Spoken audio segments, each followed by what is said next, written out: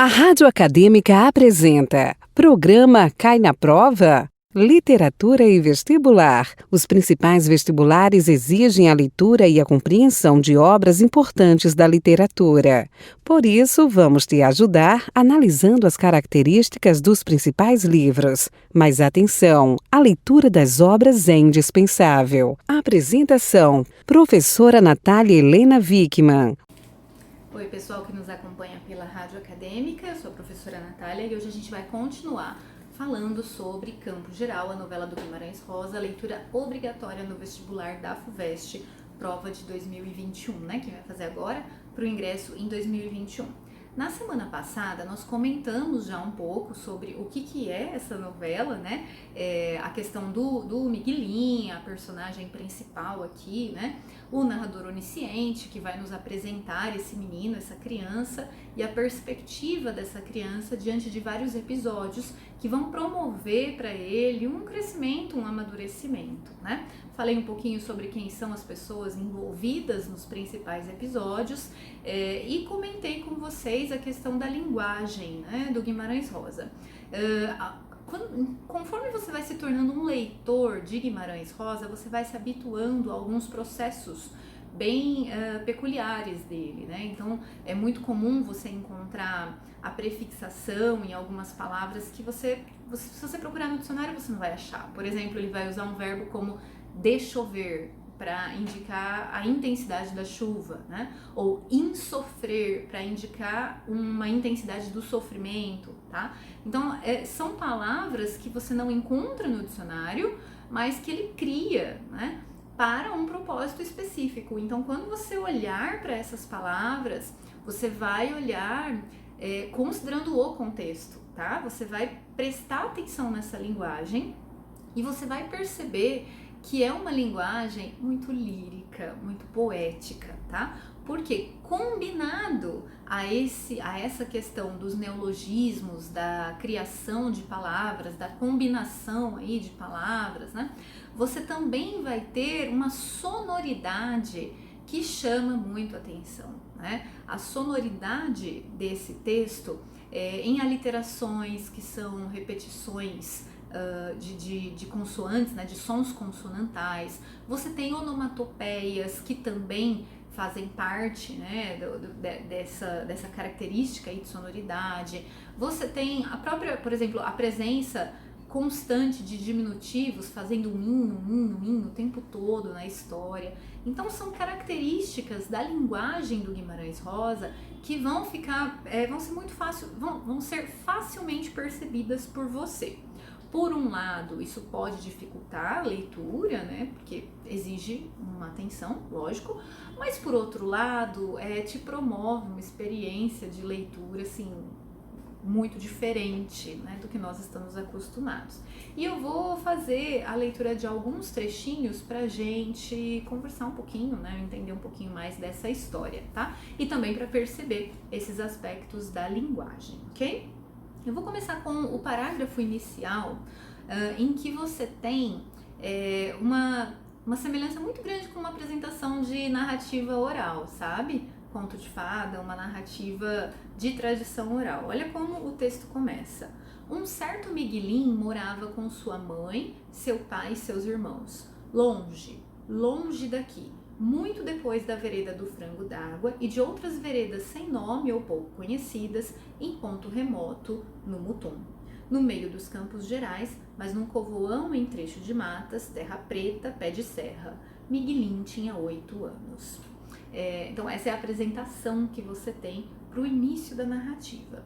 Logo na sequência, o narrador vai dizer pra gente que quando ele tinha 7 anos, quando o Miguelim tinha 7 anos, ele foi levado pelo tio Terez, que é o irmão do pai, numa viagem para fora do Mutum, para ele ser crismado, para o Miguelim ser crismado. E nesse percurso, uma pessoa, um homem com quem ele conversou, disse para ele que o Mutum era bonito.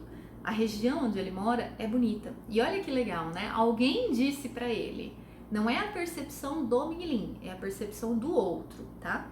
Lembra que eu falei para vocês semana passada que o Miguelim, além de ser uma criança de 8 anos, ele é míope e não sabe disso, nem ele nem a família, né? Então a visão dele é embaçada, né? Existe o véu da miopia, mas também o véu da infância. Então é uma alegoria, né? A miopia, além de ser uma questão física mesmo, tá?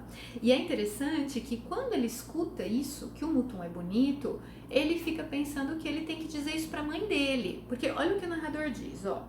Mas sua mãe, que era linda e com cabelos pretos e compridos, se doía de tristeza de ter de viver ali. Né? E aí o Miguelin pensa que seria bom falar para a mãe, dar a ela essa notícia de que o Mutum é bonito sim, né? Quando voltou para casa, seu maior pensamento era que tinha boa notícia para dar à mãe, o que o homem tinha falado, que o Mutum era lugar bonito. A mãe, quando ouvisse essa certeza, havia de se alegrar, ficava consolada, era um presente, né? Ele quer oferecer à mãe essa visão de que o Mutum é bonito, talvez porque, como ela está sempre triste, né, na visão dele, criança, talvez um dos motivos para essa tristeza constante fosse essa infelicidade de viver num lugar que não fosse bonito, né? E aí ele vai poder modificar isso, tá? Aqui um trechinho que mostra pra gente como o Miguelin vê o Dito. O Dito é o irmãozinho dele, com quem ele tem uma relação muito próxima, né? Uma intimidade, realmente uma ligação muito forte e que morre no decorrer da história, tá? O Dito era menor, mas sabia o sério, pensava ligeiro as coisas. Deus tinha dado a ele todo o juízo e gostava muito de Miguelin.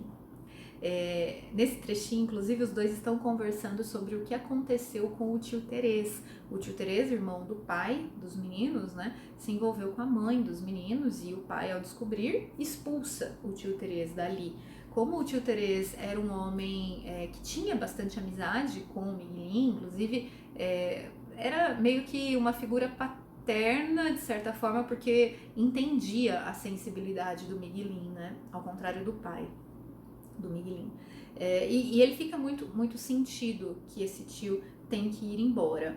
E aí os dois estão conversando sobre o que será que teria motivado isso. Eles são crianças, né? Então a impressão que dá é que sim, eles entenderam o que aconteceu, eles sabem que existe um problema ali relacionado ao mundo adulto, né? Mas eles não nomeiam isso, tá? E aí o Dito diz, né? Eu acho, pai não quer que mãe converse mais nunca com o tio Terês. Mãe está soluçando em pranto, demais da conta. Miguelin entendeu tudo tão depressa que custou para entender. Olha que poético. Miguelin entendeu tudo tão depressa que custou para entender. E aí ele começa a chorar,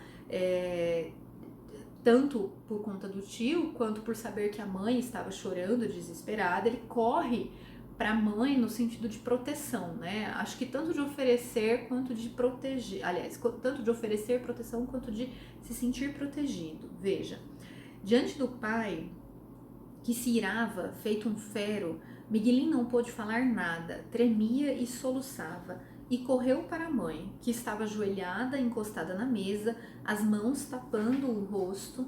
Com ela se abraçou, mas dali já o arrancava o pai, batendo nele, bramando. Miguelin nem gritava, só procurava proteger a cara e as orelhas. O pai tirara o cinto e com ele golpeava-lhe as pernas, que ardiam, doíam como queimaduras quantas, Miguelin sapateando.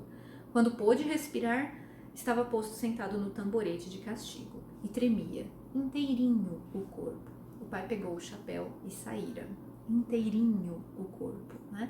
Esse diminutivo é muito frequente, reitera o próprio nome do menino, né, Miguelin, mas também porque nós estamos diante de um mundo com a visão da criança, né? Então esse diminutivo, ele é muito marcado para dar um grau de afetividade, mas também para dar essa perspectiva da criança, né? O Miguelin, ele num determinado momento, né, ele fica febril e aí ele acha que ele vai morrer, enfim, ele meio que, ele é um menino que de certa forma tem fé, né, ele se julga dessa forma. A avó dele, por conta de uma ocasião em que o Miguelin engasgou com um ossinho de galinha e conseguiu se recuperar e rezou, enfim, naquele momento, a avó diz, nossa, esse menino tem muita fé. E aí quando o Miguelin fica febril por alguns dias e acha que vai morrer, ele fala, opa, eu já puxei o paletó de Deus uma vez, né? Acho que eu vou negociar.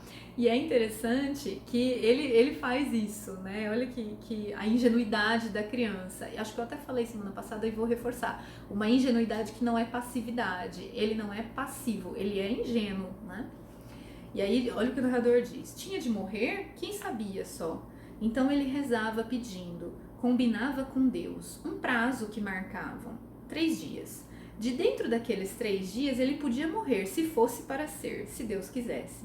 Se não, passados os 3 dias, então ele não morria mais, nem ficava doente com perigo, mas sarava. Enfim, que Miguelin respirava forte, no 1001 minuto, se coçando das ferroadas dos mosquitos, alegre quase. Mas nem nisso, mal, maior susto salteava. 3 dias era curto demais. Doíam de assim tão perto. Ele mesmo achava que não aguentava.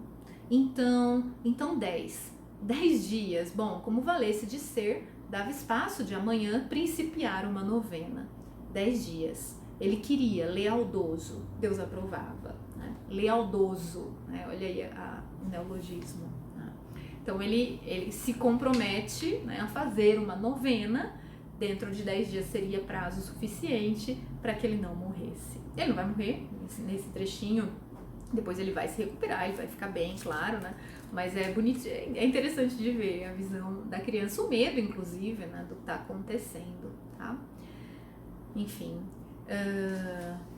aqui mais um trechinho. Aqui, ó, o trechinho em que chegou ao fim, os 10 dias chegaram ao fim. Agora era o dia derradeiro. Hoje ele devia de morrer ou não morrer. Nem ia levantar da cama. De manhã ele já chuviscara um chorozinho. Né? O travesseiro estava molhado. Morria, ninguém não sentia que não tinha mais o Miguelin. Morria com uma arteirice de menino mau. Então ele está pensando sobre como as pessoas, ele vai continuar, né? Pensando sobre como as pessoas vão ver essa morte dele. Né? E a irmã dele, a Drelina, né, na visão do Miguelin, é a única que está se importando, é a única que está vendo que o Miguelin não está bem, né, que ele tem alguma coisa, embora ele não tivesse. Só a Drelina, era quem adivinhava aquilo, vinha se sentar na beira da cama. Miguelinzinho, meu irmãozinho, fala comigo por que você está chorando, o que é que você está sentindo, dor? Drelina pegara uma das mãos dele, de junto carinhava Miguelin na testa. Drelina era bonita de bondade. Sossega, Miguelin, você não está com febre não, cabeça não está quente. Drelina, quando eu crescer você casa comigo?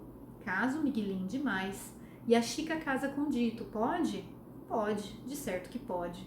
Mas eu vou morrer, Drelina. Vou morrer hoje, daqui a pouco.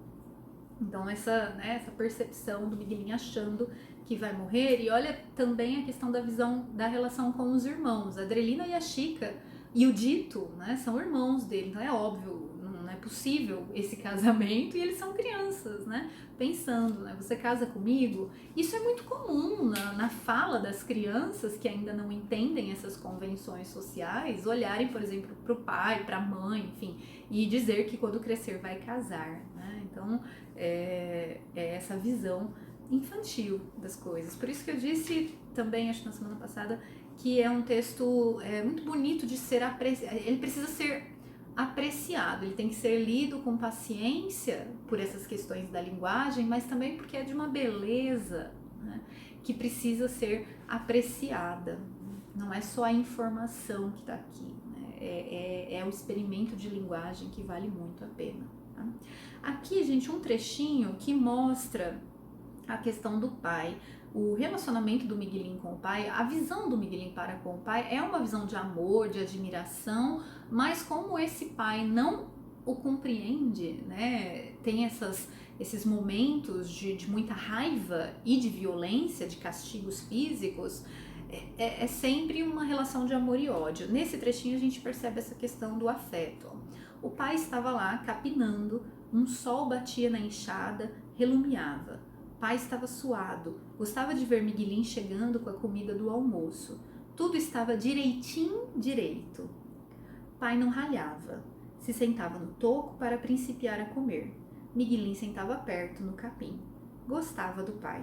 Gostava até pelo barulhinho dele comendo de comer.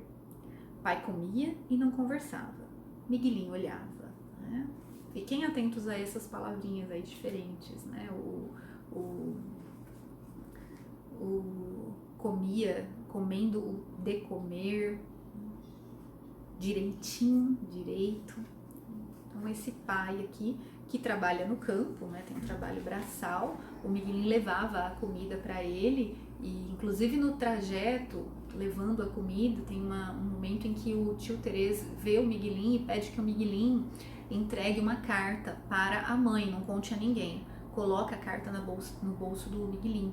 E o Miguelin, ao mesmo tempo que fica feliz de ver o tio Terês, ele fica muito angustiado, porque ele tem um senso de lealdade para com o pai. Ele sente que, de alguma forma, entregar a carta para a mãe é desrespeitoso, não é legal, não é bom, não vai ser bom, enfim.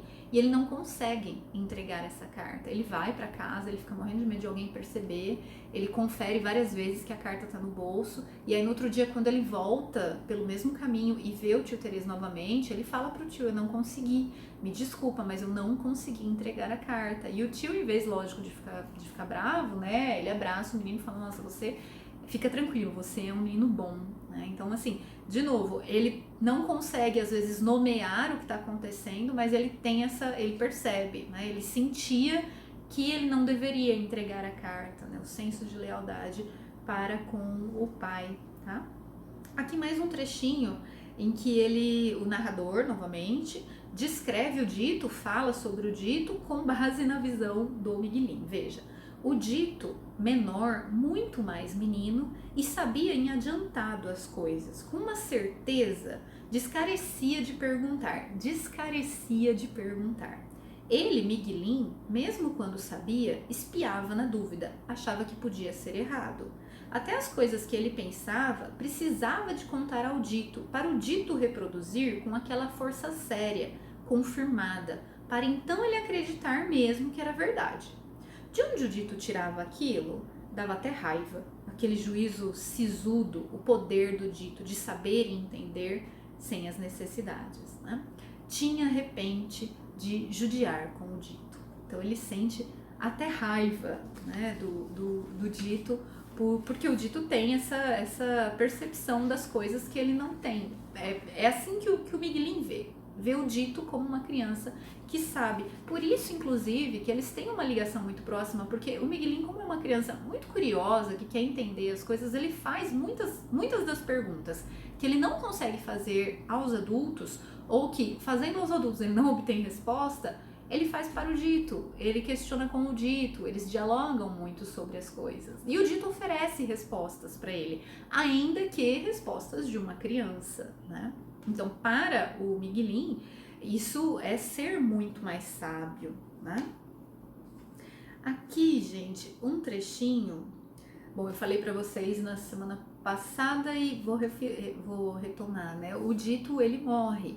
Ele corta o pé num caco de vidro e isso vai infeccionar e sem um tratamento adequado, né? Sem um medicamento adequado, isso vai ficar extremamente sério, muito grave, até que ele morre, tá?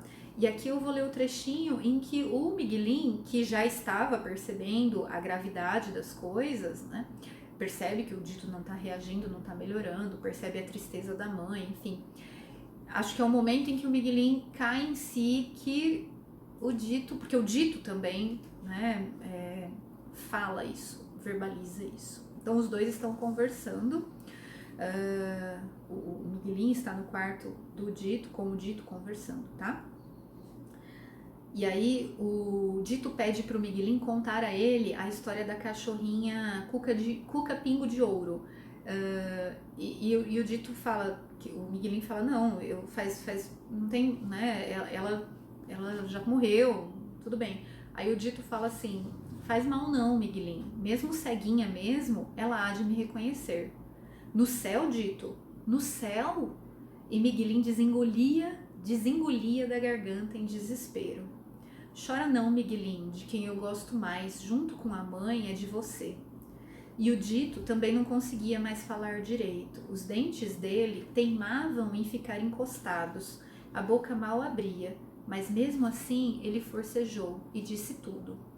Miguelin, Miguelin, vou ensinar o que agorinha eu sei demais.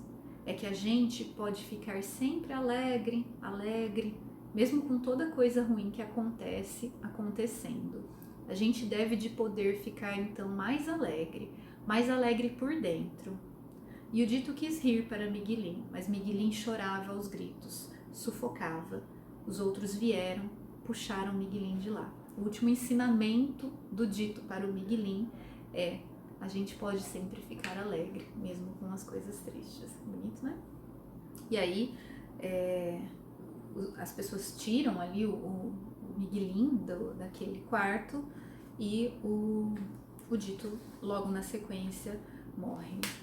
E aí, quando o Miguelin sabe, né, fica sabendo, ele entra e olha o pensamento dele, né? Miguelin entrou empurrando os outros, o que, feito uma loucura, ele naquele momento sentiu, parecia mais uma repentina esperança.